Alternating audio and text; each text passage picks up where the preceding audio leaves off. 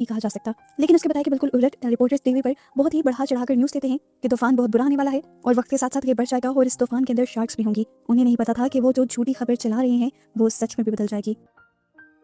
पानी अब हर जगह था। डकोटा की घर की खिड़कियां भी टूट गई थी और पानी अंदर आने लगा था। विलियम के घर के अंदर भी कुछ ही देर में पानी आ गया।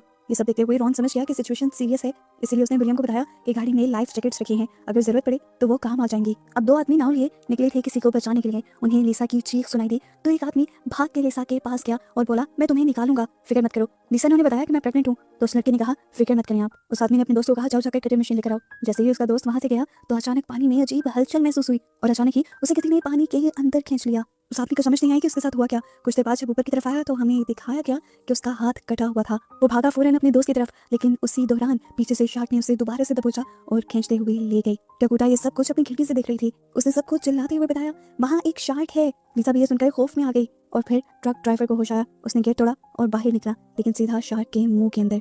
एक और आदमी खत्म। सब कुछ इतना तेजी से हो रहा था कि समझना मुश्किल था। यहाँ अब एडवर्ड को रिपोर्ट मिली कि बंद टूट गया है और शहर में पानी चारों तरफ फैल गया है, मतलब कि डकोटा भी अब खतरे में थी। उसके बाद उसे बचाने के लिए कोई और रास्ता नहीं था, इसलिए उसने रिपोर्टर्स के साथ डील की। रिपोर्टर्स काफी पहले से ही उससे रिपोर्ट लेना चाहते थे। उसने कहा कि तुम मुझे डकोटा के घर के पास छोड़ो और मैं तुम्हें वहाँ पर रिपोर्ट दे दूंगा। बस इसी डील के लिए ये लोग निकल पड़े। यहाँ पर अब विलियम और उसकी वाइफ ने सोचा कि लाइफ जैकेट्स लेकर बाहर निकल जाते हैं, लेकिन जैसे ही बाहर निकले एक बेबी शार्क ने विलियम पर अटैक कर दिया और फिर उसकी बेबी शार्क की मां ने आकर विलियम की वाइफ पर अटैक कर दिया और दोनों ही यहाँ पर खत्म हो गए और बच्चे फिर से अकेले हो गए। घर के अंदर इस टाइम रॉन, डी और विल थे। हर तरफ पानी था और पानी में शार्क्स घूम रही थी। डी ने दरवाजा बंद करना चाहा, लेकिन एक शार्क ने आकर दरवाजे पर धक्का दे दिया। डी हाथ पांव फैलाकर खुद को संभाल नहीं पा रही थी। तब रॉन ने उसे थाम लिया। दोनों बैठकर सोचने लगे कि आगे क्या करना चाहिए। रॉन का प्लान था कि अगर पानी में मीट फेंक दिया जाए तो शार्क्स का ध्यान बढ़ सकता है और इस दौरान ये लोग गाड़ी तक पहुंच सकते हैं, जिसके बाद यहाँ से निकलना उनके लिए आसान होगा। लेकिन अब इनके घर तो मीट नहीं था। डी ने बताया कि विलियम और उसकी वाइफ ने सारा मीट बेसमेंट वाले फ्रिज में रखा हुआ था। ये लोग बेसमेंट में जा तो सकते थे, लेकिन अब प्रॉब्लम ये था कि घर में पहले से ही एक शार्क घूम रहा था, जिसे अगर इनका पता चलता तो वो जरूर इनके ऊपर अटैक कर देता। इधर डकोटा के घर में भी सिचुएशन काफी टाइट हो गई थी। एक बड़ा पेड़ टूटकर उसके घर पर गिर गया था। इस टाइम उसका घर टूट चुका था। इसी दौरान हमने देखा कि बाहर लिसा भी काफी ज्यादा घबराई हुई थी।